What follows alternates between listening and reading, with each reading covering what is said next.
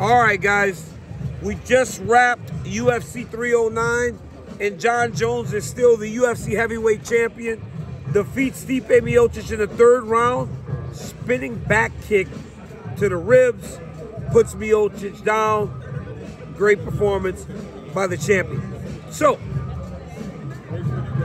Jon Jones came back after the injury as the heavyweight champion. This fight was built as the greatest heavyweight of all time taking on what many consider the greatest fighter of all time. From the very start of this fight, it was very apparent that these two are not on the same level. From round one, I mean, Jon Jones had a 10-8 round in round one. Starts the fight with a beautiful kick to the middle, jabs at Stipe Miocic, takes him down with what was a sick takedown. It was crazy too, because it seemed as though he got lost in his thoughts and he just went to that trip. Miocic goes down and then just brutal ground and pound.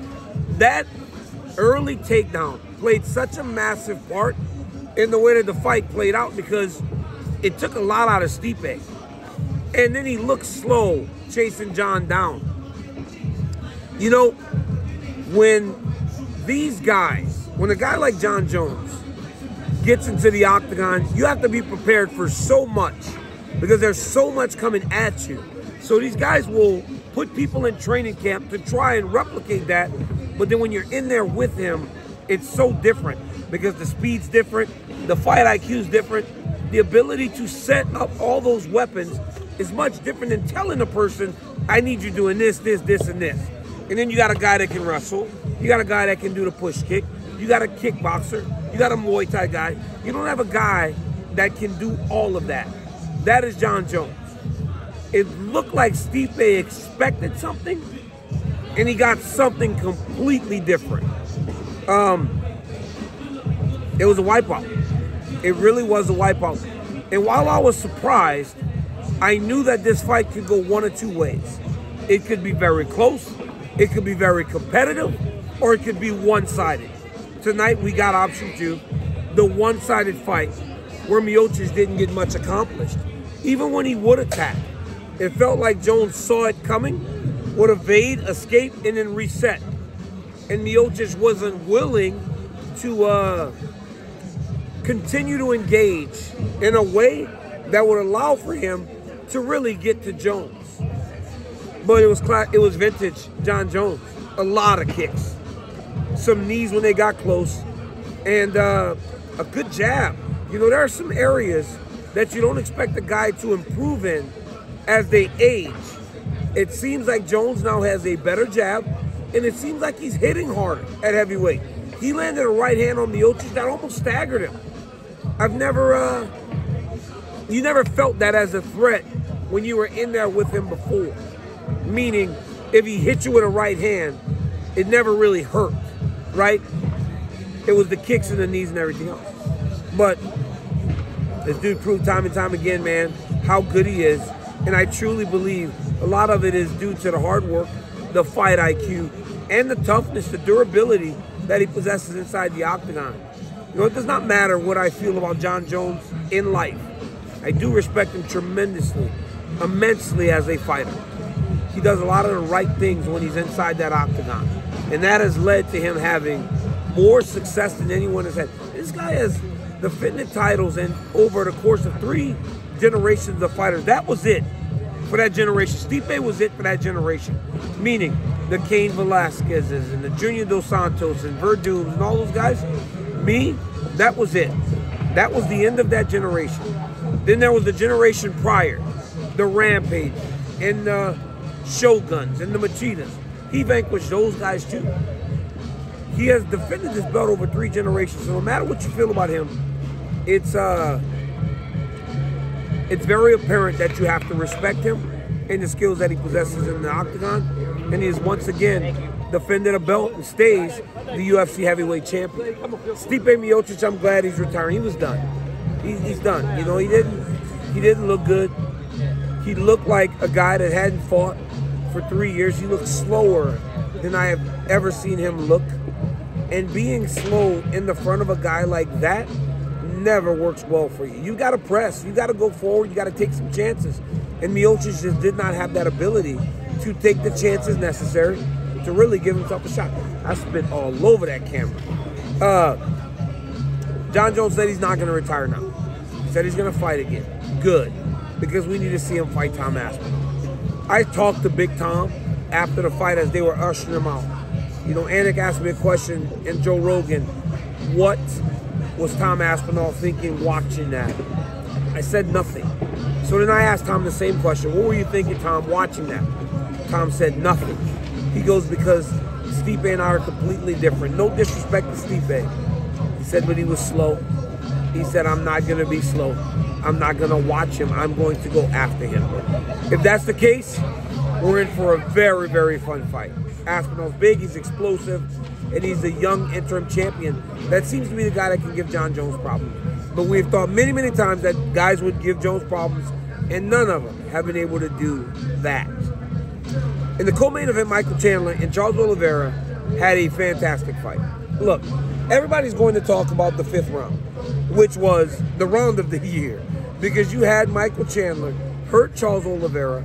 Oliveira recover, even though he got hit with so many rabbit punches. I mean, every one of those punches from the top Mike hit him with was behind the head. The fact that Oliveira got up speaks to how tough and durable he is and his fighter spirit. The Charles Oliveira of old, the guy that Paul Felder beat and all these other guys, would not have done that. He would have packed it in. And then we would have had a bit of a controversy, right? Were the shots illegal? Is this a no contest? All these things. When Oliveira fought a beautiful fight. Beautiful. He was vintage, but he was much more safe. He did a good job of tracking down Chandler without taking as many risks as he did before or during his championship reign. But the fight was still fun. That moment where Chandler was getting up and jumping backwards is something I'll never forget. And I believe that Oliveira once again has earned himself a UFC championship opportunity. He is showing time and time again he is truly one of the elite of the elite. His striking looked fantastic. His grappling is as good as anybody the UFC's ever seen. His cardio is amazing. And now his toughness is there to match.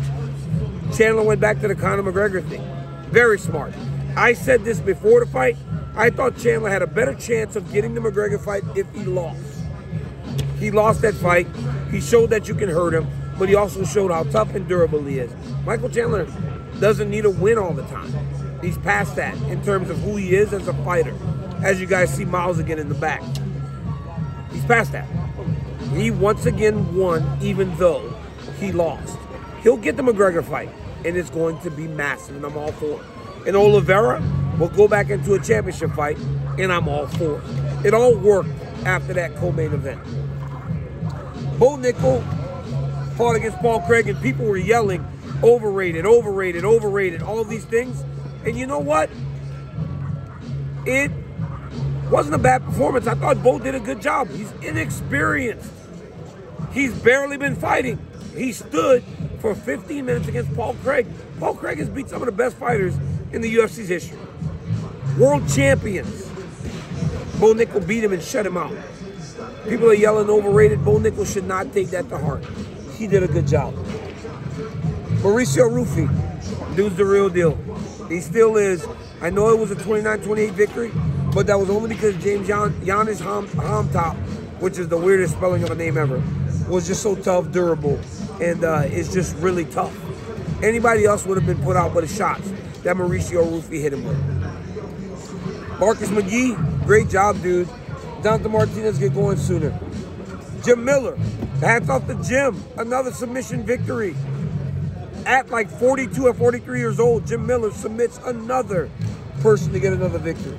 David Onama, Marcin Tabora, Ramiz Brahima, Oban Elliott, and Eduardo Moida, how do you say her name? All got the job done. Congratulations to each and every one of them. New York City is a very special place to host fights, and I felt like tonight we got one of the best performances from one of the best fighters we've ever seen inside the octagon.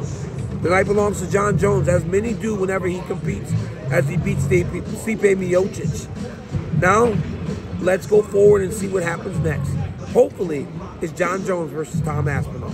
Until next time, guys, like, subscribe, and tell your friends about my YouTube channel. I appreciate the love and support. I appreciate all that you guys give me. Until next time, like, subscribe. Did I say that already? I did my outro twice. I mean, the boy's losing his mind. It's been a long day. It's 1:30 in the morning here. I do this for you because I love it. Make sure you hit those reminders. Until next time, peace. Are you ready? Coach, another performance for your guy. Defends the championship. Really dominant. Is that what you guys expected? You know, DC, we prepared for the best Stipe ever, and we know he's so powerful and so skilled, but we really prepared a lot for that southpaw shot, the ground and pound, and especially that southpaw kick game. That takedown in the first round was something else, wasn't it? It was, and he was able to really, I feel, set the pace and the tone for the fight with that first round ground and pounding control. I think it opened up the striking game, which, you know, might be the story of it, but that first round to me is what laid the foundation. It really did. It showed Stipe that it would have a tough time getting up if gotten taken down, and it really made him hesitant to approach Jones. I don't think these fighters at heavyweight have ever seen those types of weapons coming at them, so they start to kind of panic. Because with Jones, it's not about just boxing. No, not at all, right? And it looked like he punches hard now. We're working on it. He landed a right hand that hurt him. Yes, sir. I think there's some jabs, too, that really set the tone. But the body work opened up the head. I feel like the shot opened up the kick game. So, you know, it was a very complete mixed martial arts performance on Jon's behalf. That was the first spinning back kick knockout in UFC title fight history. No way. Yeah, it was. Congratulations, Coach. Wow. You got the heavyweight champ. Another great job. Good job, Coach. Much respect, champ. No Thank problem. you. Bye-bye.